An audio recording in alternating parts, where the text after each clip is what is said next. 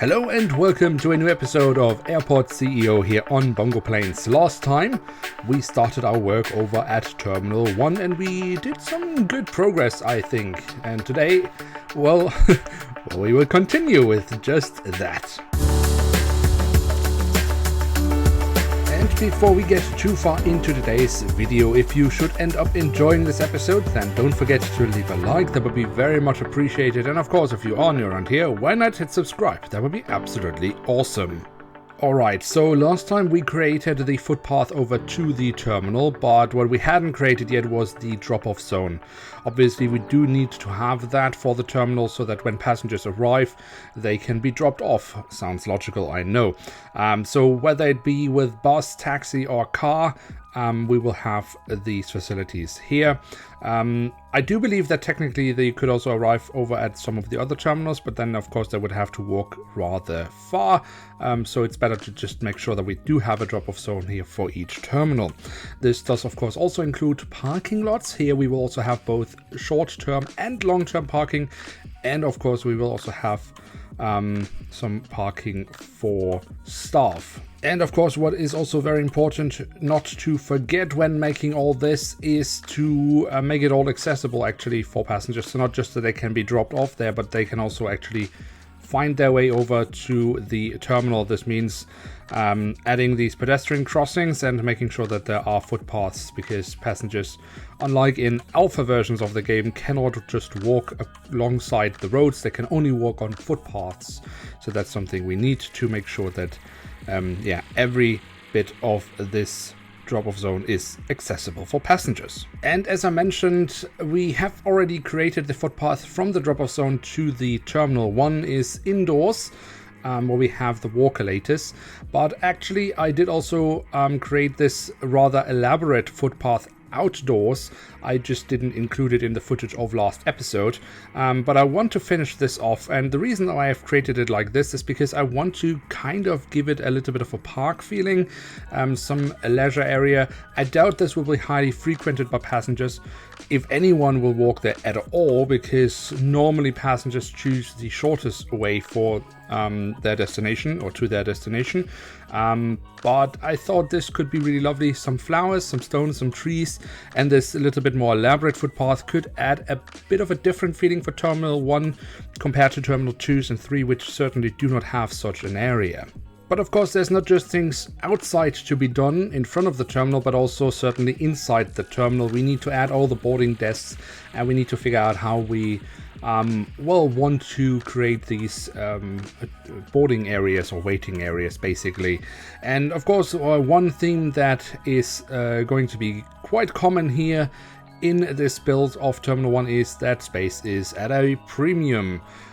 We could maybe have given us a bit more space, but on the other hand, I do actually kind of like also the challenge a little bit, not to have just endless amounts of space. So we need to really think hard about what we are doing and how we are doing it. So right now I'm focusing here on the international zone. Of course, here at the main or central part or central building of Terminal 1, we will have one wide body stand in international zone and one medium stand in international zone. There will be more international zone stands, but they will be the remote stands and will be accessible from our underground boarding area. But right now we're focusing on the area here on first floor level in the central part of Terminal 1. And then going out from the central building further downwards, we have this connection building. This, of course, where we have one of the wide body stands for the international zone. This connects over to Terminal 2, to the far end of Terminal 2.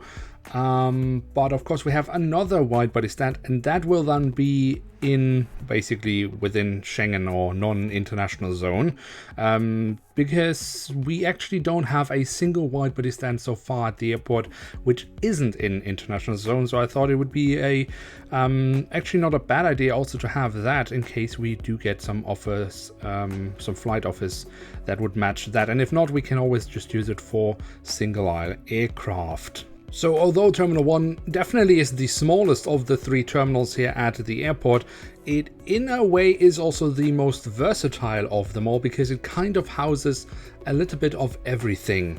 But those are the areas south of the central part of Terminal 1. What about the northern part? Because here we also have a finger where we have several single aisle stands. So we have, I think, in total 4 stands here, which are connected to the terminal building via jet bridges. That means that our layout here will be on the first floor level. That will give us some work or some space to work on also on ground floor level, but more on that in just a second. The layout here for first floor level for the boarding areas of these non-international single aisle stands is a fairly simple one. So we will have the boarding desk. It's the large boarding desk, which is manned. No automated boarding desks over here. Then we will have bathrooms, so male and female bathrooms right next to that. So we are sure that our passengers can always relieve themselves if they should feel the need for that. Of course, we will have some seating arrangements. And maybe, since we don't really have space for any shops here, just some vending machines so that they also can get some food and drinks if they should want to. Alright, so since we've constructed all of that on first floor level, we do have some space left here on ground floor level. Obviously not the entire area, because some of it is being occupied for the connection part over to the level -1 area, which will be the international remote stand boarding area. Sorry, that was a hard one. But anyway, we have some space left down there that we shouldn't leave unused. Now, we could add some shops there, but since they wouldn't really be directly at the boarding areas, I don't know how frequented they would be. Maybe they would be, but I was thinking, instead of adding shops here, but we haven't really added so far in the terminal, are lounges. And you know me, I like lounges. It's probably one of my favorite features in the game. And it's certainly a great way of creating income for an airport. And the good thing is also the contracts of lounges do not run out. So as long as you have signed the airline that has been allocated to the lounge, well, they would just be open and you will make a steady income. So that is really great, because with the shops, if the shops don't earn enough money, they will close down. Seems very logical, but that also does mean, of course, that you then lose your rent and you will constantly have to check up on the shops and see if they are still assigned to a franchise. And that is something we don't need to have. We don't have that hassle with the lounges. And passengers also like them. So, hey, and even airlines. So it's really a win-win-win-win-win situation. Now, what you might have noticed is that in between these two lounges, I've created this little waiting area where we have this a little bit more elaborate seating arrangement. Now, this is of course something we also have done in other areas of the airport, and they do seem to be quite popular with passengers. So, yes, we don't have much space here at the airport, where we, funnily enough, do also have kind of unused space that isn't big enough to be used for anything else, but would be a shame just to leave unused. So I think this is again a great opportunity to add more of these seating arrangements. It creates this kind of a lounge feeling. I think it looks really nice as well, and passengers like it. So it's again a win-win situation. So we will add a bunch of that also here across the terminal, also over at the international zone. And yeah, it really just seems to be quite popular. It kind of seems more popular with passengers to wait there than on these normal benches that you can add. I don't know if the game has programmed them to be more comfortable or something. But yeah, they're really popular with passengers and they look great, so that's a great combination. So yeah, that way we can also kind of fill up some of these empty areas. But since we don't have unlimited space here in the central part of the terminal, I'm actually adding another level to this building. It won't be as large as ground floor levels and level 1, but level 2 will be housing, you might have guessed it, lounges in the future. So for now I'm just creating the raw structure of that and connecting it up with the stairs, which you see I was struggling a little bit with to figure out how exactly to do this, or basically just to place it in a decent way. But anyway, this is basically what will be over here. So yes, we don't have them on ground floor level. Certainly we don't have them on first floor level because we don't have space for it, but we can add them over here at a second floor level. And we do know from experience that passengers will go up here and rest if they want to enter the lounge. Alright, but we of course still have many other things to do. We need to add some floor around the terminal areas so that they also start looking quite lovely. At least that's the goal. Obviously it's always in the eye of the beholder. Is that how you say it? Anyway, taste, I mean, you know, taste is personal. I'm actually recording this episode quite late. Normally I'm trying to record these episodes as much as ahead, oh my god, speaking today, ahead of time and as much as possible ahead of time, so that I'm sure that I have an episode ready for you guys. If you watch this on release, so on Sunday evening, I'm actually sitting here Sunday morning and recording this. So this is really extremely late for me. But yeah, I mean, you know it. It's summertime. There's nice weather outside, and of course, right now also the Euros. And who would have guessed that Denmark would have or would go this far, all the way to the semi-finals? I certainly wouldn't have guessed that. So yeah, there have been many other things to do. I've also been doing quite a lot of spotting, which has taken quite a bit of my time as well. Obviously, traffic is coming back now at airports. For Billund, that means we get a lot of airlines that we haven't seen for a long time. Unfortunately, it does also mean that many of these special freight operations kind of cease now. So, I mean, we've been lucky for an airport of the size of Billund to get Antonovs and Ilyushin's 747-8 and 747-4 freighters in the amount we've done, or we've gotten over the last 1.5 years is quite unusual. Obviously, it has been an unusual time as well, so I guess that explains it. But still, I mean, now these more standard airlines are returning, but we haven't seen them for a long time, so obviously it's always nice to get those again in front of a camera. Anyways, the point was I've been doing a lot of stuff and haven't really gotten around to this, so this is why I'm recording it so late.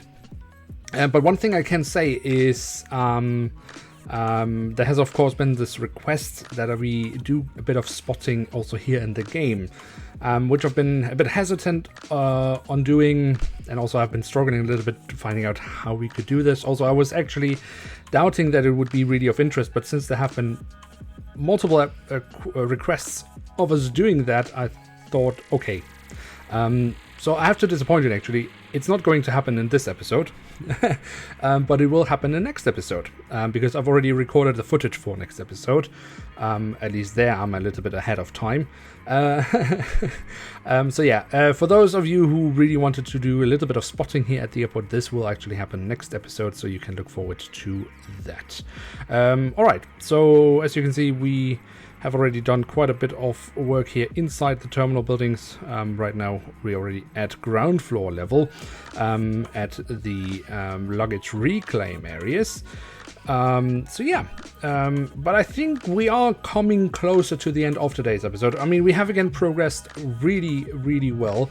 I mean, the interior of the terminal isn't finished, but we're getting close there, actually. So really rapidly going through this construction process of Terminal 1. And this means that I'm actually only left with one task left for today's episode, and that is basically, we have the underground area here underneath the central part of Terminal 1, where we have the luggage handling. But right now it cannot be accessed anywhere. There are no connection points to that for staff, which of course is a problem, especially because obviously we need to have the baggage base manned, and we also need to have the tier 3 security scanner manned. So we need to make sure that staff can access this area. So there are many ways we could do this, but the most simple way would just add some stairs here from the departure hall here on ground floor level. So yeah, just some simple stairs here. Obviously, well, I mean, we could leave it like this, but I don't like it being that open. Also, we are of course entering a security zone. That means we will have to we will have to add a security check, and also just to make sure that no passenger for whatever reason thinks that this is the way they need to go. We will of course make sure that the security check is set as only handling staff. Passengers have a unique ability of ending up the weirdest places, so just to make sure that they cannot just for whatever reason access this area, this security check will be for only staff. And what I also normally like to do is then these areas to basically zone them in as staff zones, which is also just a way of making sure that passengers don't go in there. At least they do respect staff zonings. So if we just don't zone it all as a staff zone, we again make sure that no passengers will find their way in here. So that's something I will certainly do off camera, because for now we have reached the end of today's episode. So if you have enjoyed this video, then don't forget to leave a like. That would be very much appreciated. And of course, if you are new around here, why not hit subscribe? With that, I'd like to say thank you very much for watching. To see you soon again. I'm checking out, and bye.